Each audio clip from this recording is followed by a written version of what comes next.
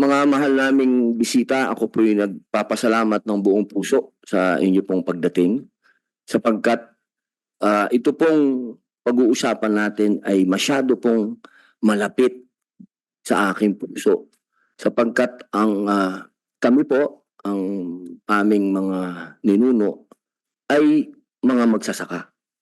Kami po ay binuhay sa pamamaraan ng pagsasaka. At hanggang ngayon po, ang mahal po naming ina, hindi na lang po siya yung nagsasakang personal dahil siya po ay 89 years old na, pero meron pa rin po siyang lupang sinasaka. At ganoon din po ang aking mga kapatid, kami po talaga ay farmers. Kaya napakahalaga po itong pag-uusapan natin na may kinalaman lang po sa public information. Yun lang po ang sakop ng committee na ito.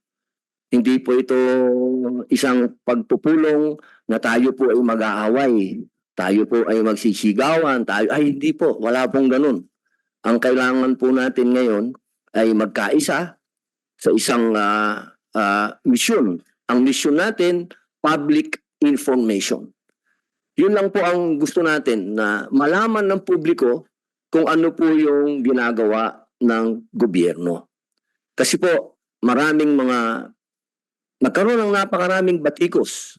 Kasi po, kasama pa kami nun na bumabatikos sa rice tariffication law.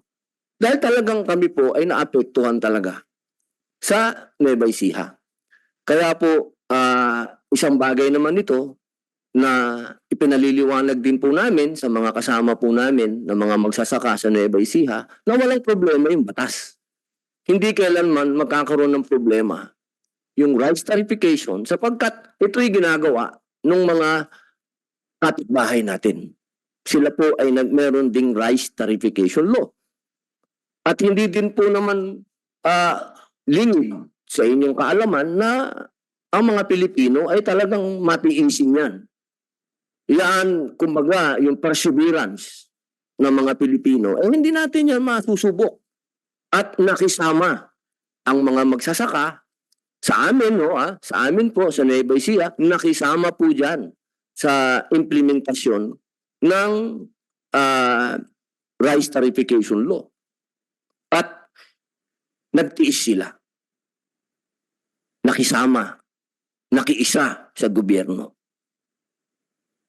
Yun lamang po, siyempre, kailangan po nating pag-usapan kung ano yung mga naganap sa loob ng implementasyon ng rice tariffication law bago po natin pag-usapan yung pag-amenda o pagbigay ng extension dito o kung ano man ang hakbang ng mga mambabatas. Sapagkat hindi po tayo pwedeng hindi matuto doon sa nangyari. Kailangan matuto tayo doon sa nangyari para pag tayo po'y nagkasundo-sundo na talagang isulong natin itong amenda na to at extension na to, hindi na po mangyari yung mga nangyaring hindi kanais-nais noong unang isagawa ito. Meron po kami hinandang video at sana po mapanood natin. Sandali lang po ito. Inuulit ko po, hindi po tayo nandito para magbaturan. Ayoko po ng mga ganong diskusyon. Gusto ko po maganda yung usapan natin. Magtulungan po tayo. Panoorin po natin yung video hinanda po namin para sa inyo. Wala ng limitasyon ang pag-aangkat o importasyon ng bigas ng private sector.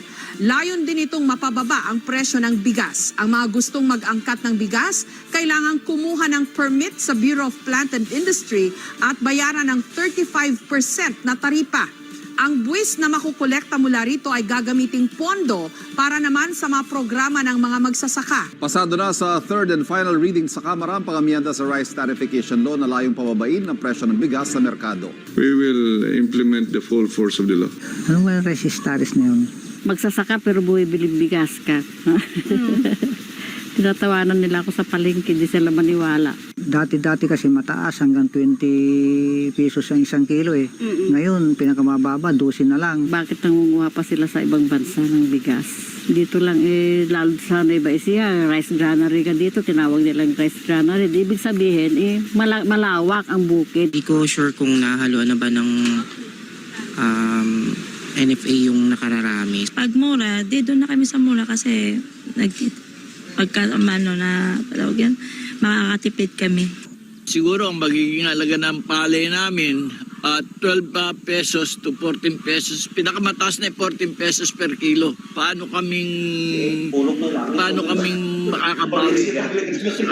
Hindi kaya ang ating lokal na magsasaka sa mga imported na bigas. Kung liliit yung stock sa world market ng rice at wala tayong ma-import, meron pa ba kaming magagastos? Ay di wala. Anong mangyayari sa farmer? Nganga na naman ang mga magsasaka. Halos nasa 70% po ang mawawala dyan. Yung 100 kabans po, kung sa 7 pesos per kilo, pumapatak lang po yun ng 30,500. Ay yung utang po namin ay 50,000. Oh, ay paano gagawin namin? Galit ako sa sistema na nararanasan ngayon bilang isang magsasaka.